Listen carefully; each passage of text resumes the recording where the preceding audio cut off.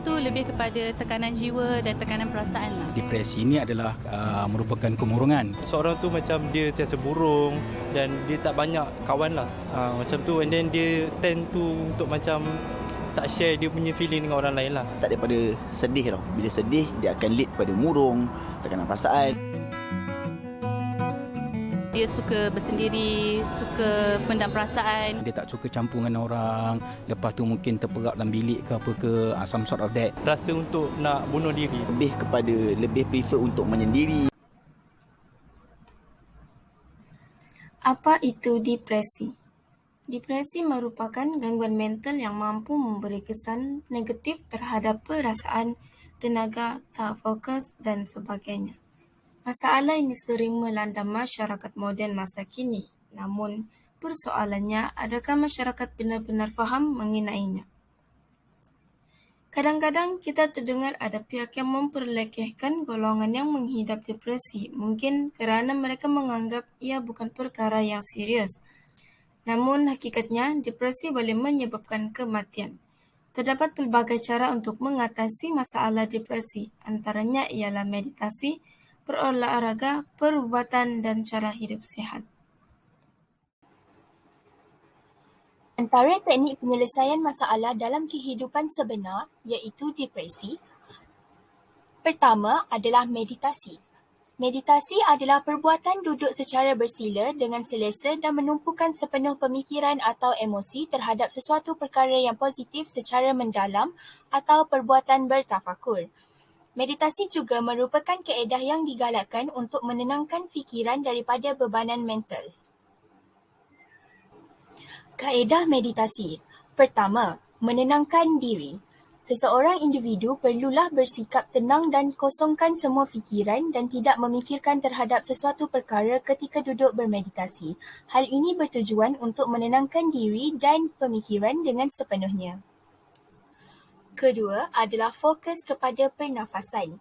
Ketika duduk bermeditasi secara selesa, seseorang itu perlu menarik nafas secara mendalam sehingga perut mengepis, kemudian hembuskan nafas secara perlahan. Teknik ini harus dilakukan selama 2 minit secara berulang bertujuan memperoleh ketenangan fikiran dan tubuh badan. Ketiga adalah menggunakan suara diri dan alam sekitar. Seseorang yang bermeditasi boleh menggunakan lantunan suara sendiri dengan menyanyi atau mengucapkan sesuatu yang positif selama bermeditasi. Setelah selesai, buka mata secara perlahan dan meluangkan masa sejenak untuk mendengar suara di lingkungan alam sekitar.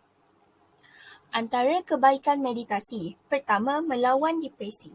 Sebuah kajian yang dilakukan di Rutgers University mendapati seramai 77 orang daripada pelajarnya menghadapi depresi yang kritikal.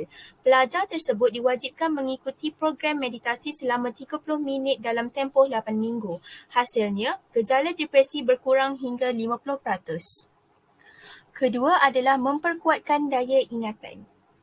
Meditasi yang menggabungkan nyanyian dan gerakan berulang dapat melatih konsentrasi seseorang. Sebanyak 12 kajian dan penelitian yang membuktikan bahawa meditasi dapat meningkatkan perhatian, daya ingatan dan konsentrasi seseorang individu. Seterusnya, menurunkan tekanan darah.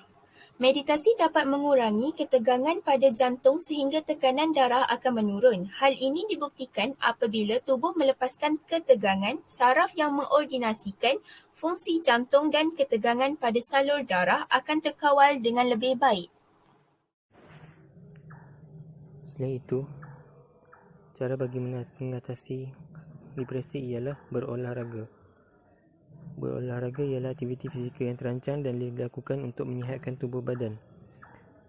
Berolahraga ialah aktiviti yang melibatkan fizikal dan keterampilan dari individu atau berkumpulan. Seterusnya, contoh aktiviti berolahraga ialah seperti berlari, berjoging, berenang, bermain bola sepak dan bermain badminton. Berolahraga dapat memberi kebaikan kepada diri kita.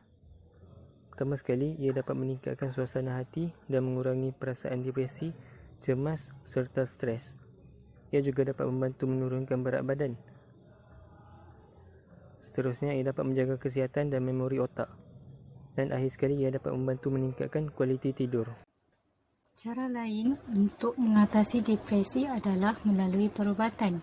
Perubatan juga merupakan salah satu cara untuk mengatasi masalah depresi iaitu berjumpa dengan pakar ahli psikologi dan doktor. Hal ini kerana hanya pakar psikologi yang dapat membantu pesakit yang mengalami depresi. Seseorang yang mengalami depresi perlu mendapatkan ubat daripada saranan doktor untuk mengurangkan depresi dalam diri.